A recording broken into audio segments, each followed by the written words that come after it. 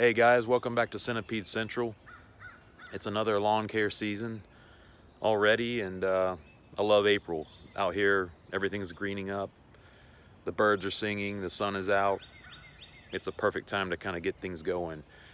My lawn right now is pretty much 90% greened up. Usually happens around, the third week of March. I'm in Alabama.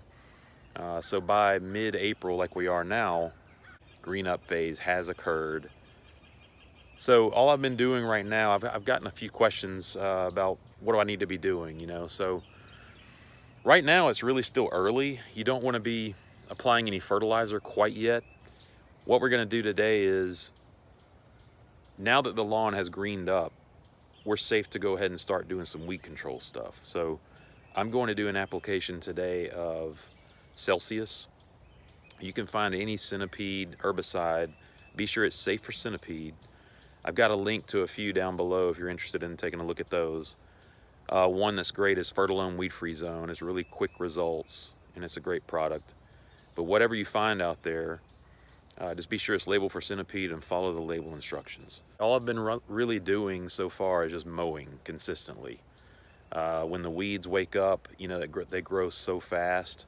So now that the transition has occurred, we're safe to go ahead and do some of that weed control and knock those down. And then when we fertilize in a couple of weeks, around May 1st, we're going to fertilize the grass only because we've already killed the weeds. You want to make sure your order of operations is like that. You don't want to fertilize first because you're fertilizing the weeds as well. And then they're just harder to kill when you do the herbicide application. So let's go ahead, and now's a good time. I'm in Alabama, like I said, and it's a good time to go ahead and do this weed control. The high today here is like 81. It's a low wind day, not much wind. It was very windy yesterday. I thought about doing the application yesterday, but I wanted to wait because you don't want to do a weed app on a really windy day. There's a lot of blowout, and you might not get the coverage that you actually think you're getting.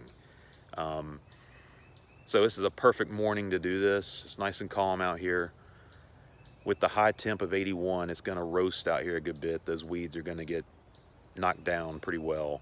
I've got chickweed, I've got poa annua, I've got a little bit of a kind of a dichondra type weed, ground ivy.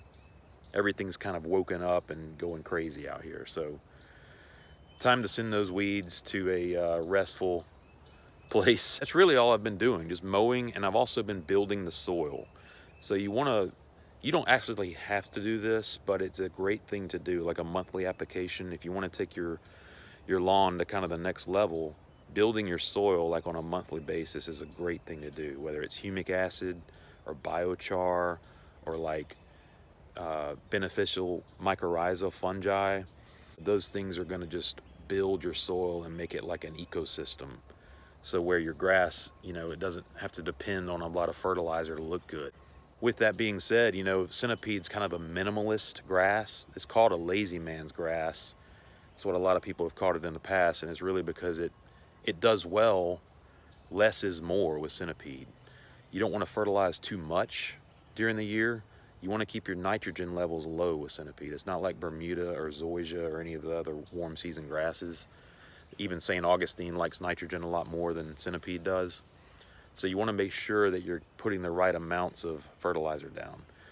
And 2 to 3 times a year, that's about as much fertilizer as we need. And I haven't decided yet on which particular fertilizer I'm going to use in a couple of weeks, but I am narrowing it down. I did find a great option last year at Lowe's that anybody can go get. I might do that video on that coming up in a couple of weeks here. But like I said, just follow the order of operations of weed killing first after the green up phase, and then we can do our fertilizer a couple weeks later. And then just continue mowing. And as long as your lawn has the right conditions of sun and water, obviously oxygen, then it's going to do great.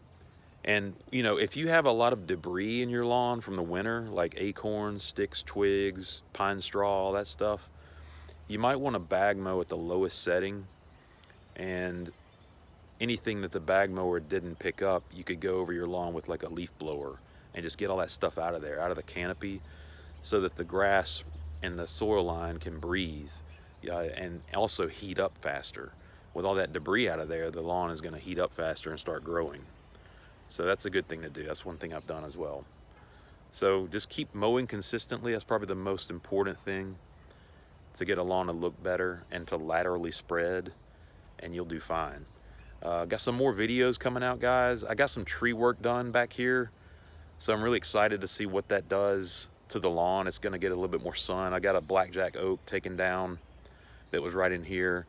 I got some big limbs removed from this tree that spread out over the lawn and just provided a lot of shade. So I'll put some footage of that up if you're interested.